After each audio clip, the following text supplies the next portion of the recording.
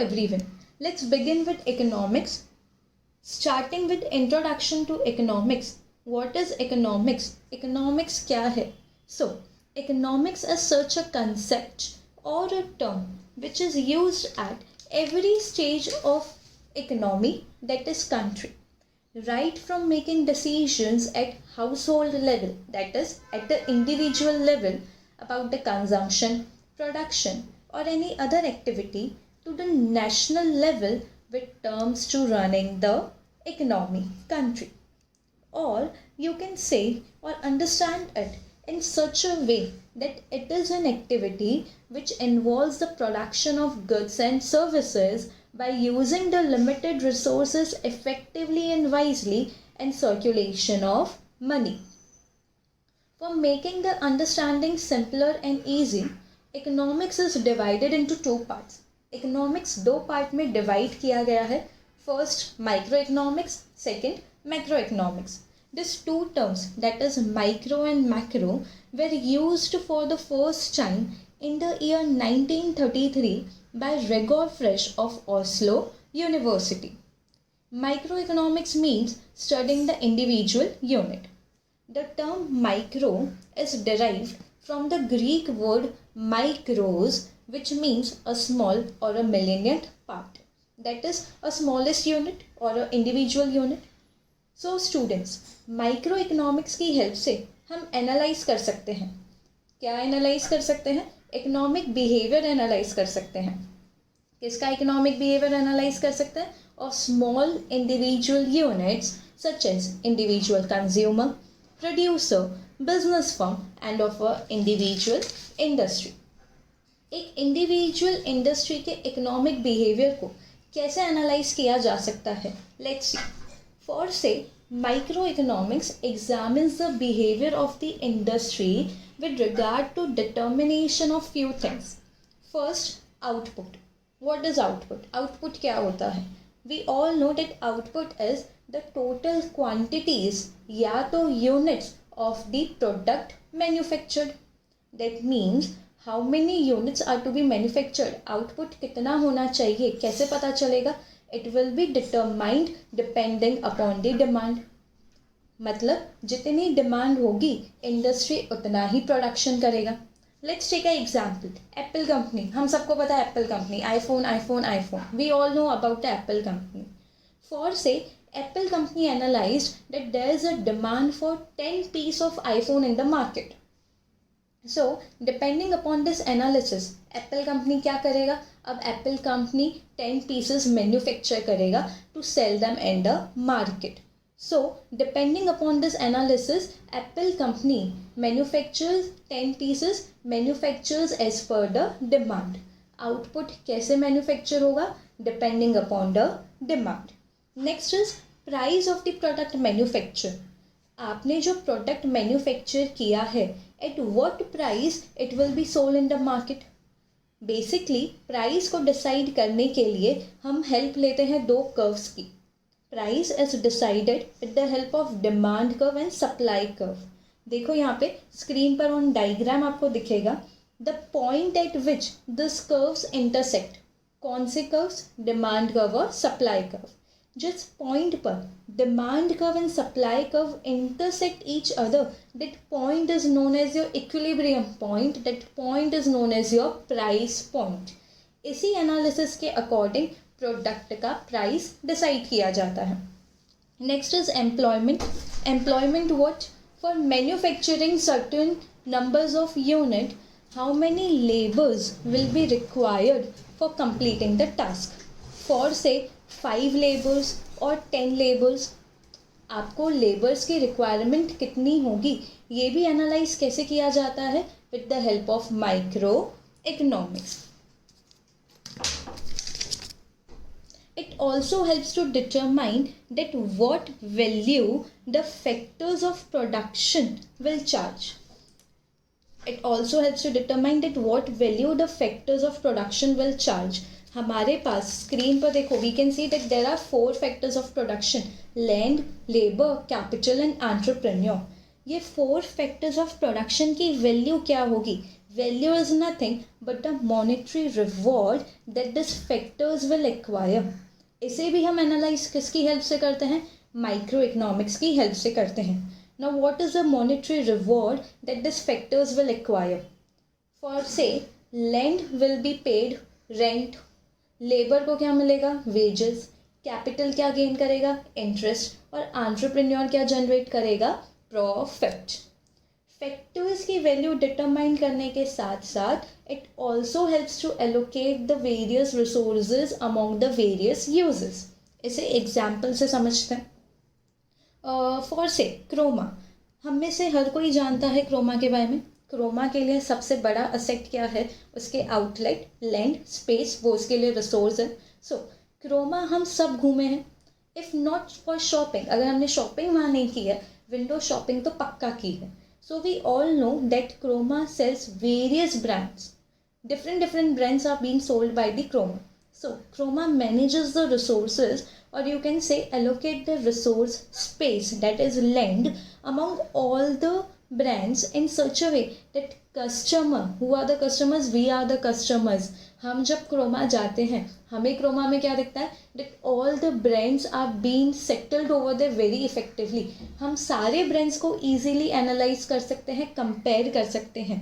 so Croma ये analyze करता है, क्रोमा ये bifurcate करता है अपनी space को, that is land को, that is resource को, depending upon the analysis that customer को जितना इफेक्टिव ओवरव्यू मिलेगा उतना ही इजीली वो परचेज कर पाएगा, और जितना परचेज कर पाएगा उतना ही ज़्यादा प्रॉफिट किसको होगा? क्रोमा को. सो क्रोमा अपने रिसोर्सेज को इफेक्टिवली यूटिलाइज क्यों कर रहा है? इफेक्टिवली बाइफोक्रेट क्यों कर रहा है? To generate more and more profit.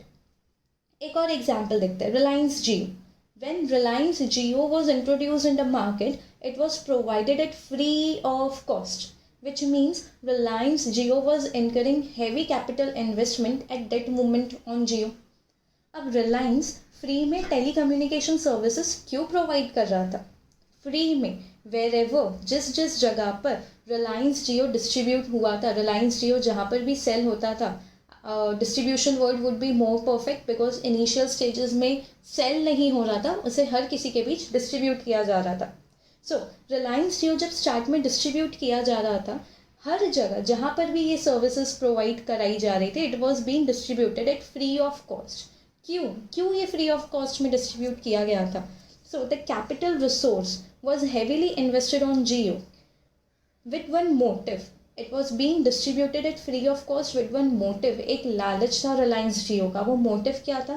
Fetching the customers. आप फ्री में जितना सर्विसेज प्रोवाइड करोगे, कस्टमर्स आपकी सर्विस को उतना ही ज़्यादा अडॉप्ट करेंगे. सो फर्स्ट मोटिव क्या था? Fetching customers. Second, acquiring control on telecommunication market, or you can say trying to establish monopoly. So economic can also be stated as strategy maker. Next आ जाओ, slide पर देखो, एक statement लिखा हुआ है.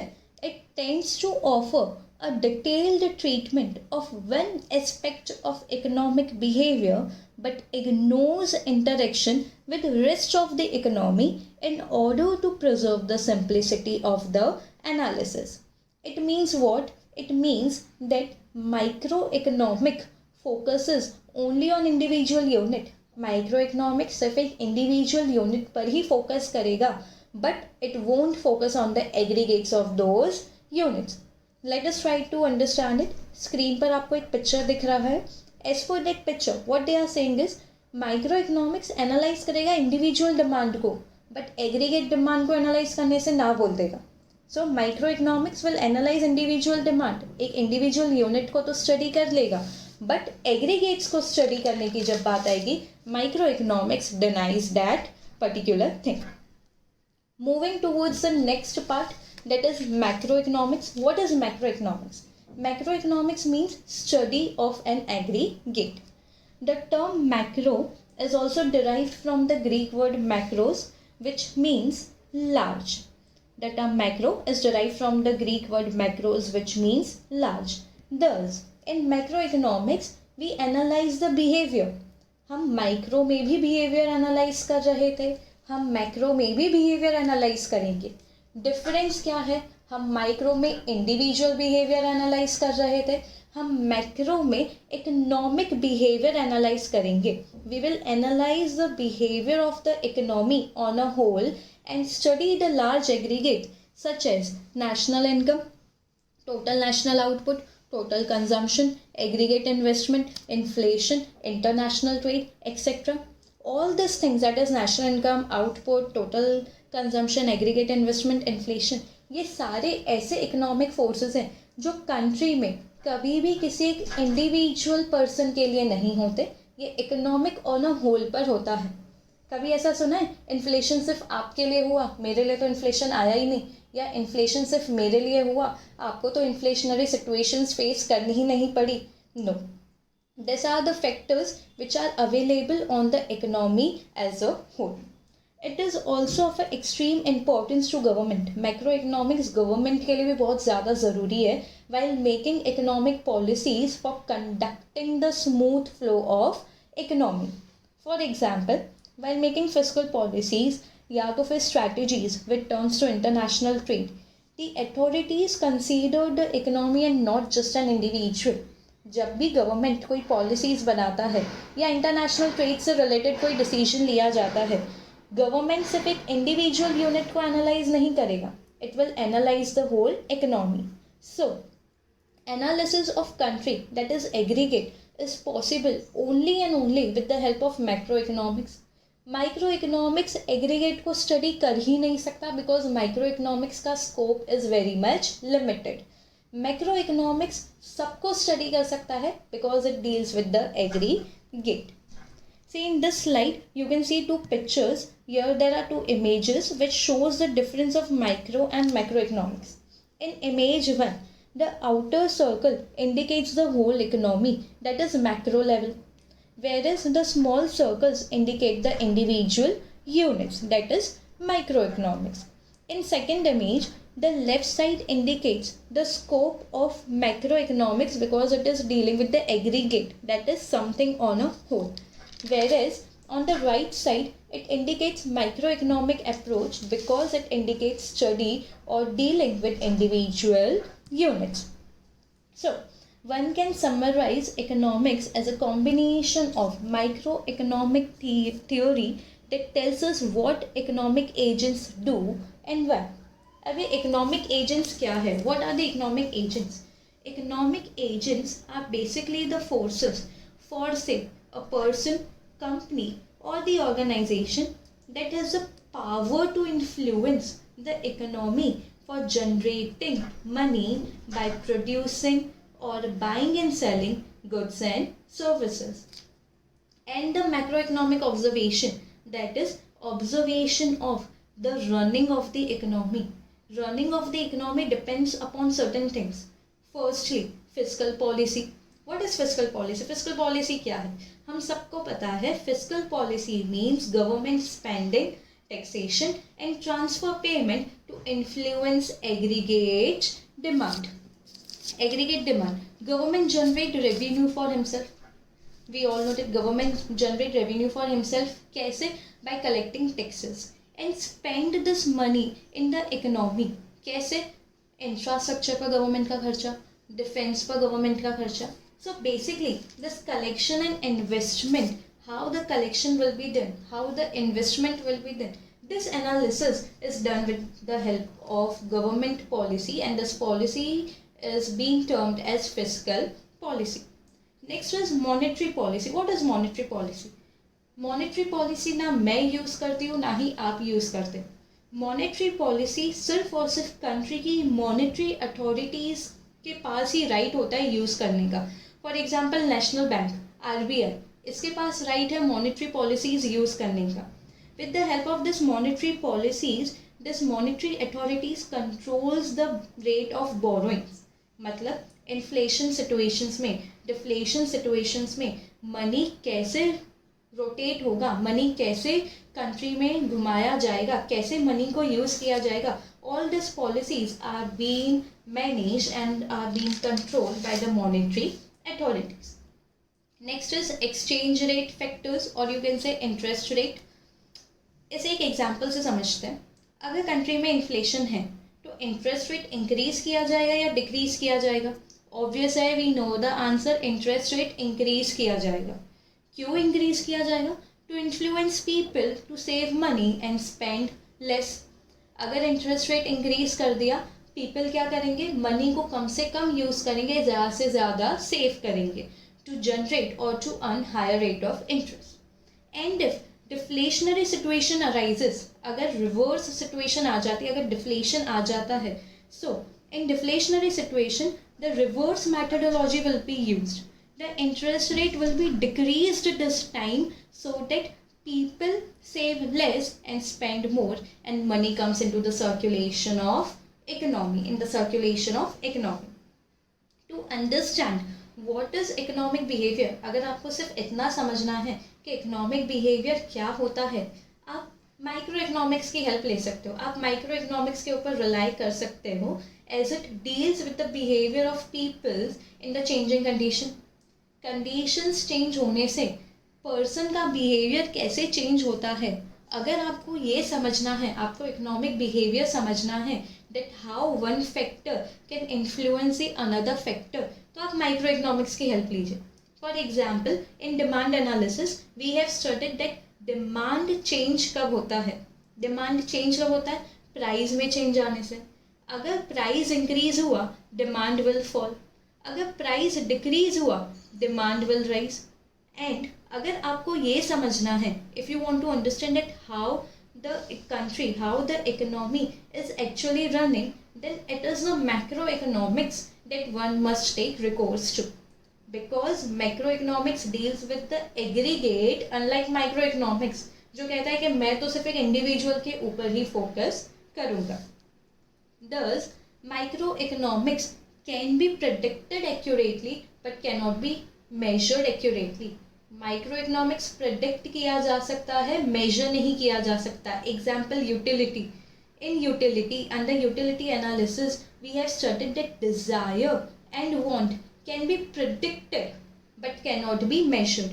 For example, the desire for more number of mangoes can be predicted but it cannot be measured. क्या आप अपने डिज़ायर को या क्या आप अपने वांट को न्यूमेरिकली डिफाइन कर सकते हो? Obviously no.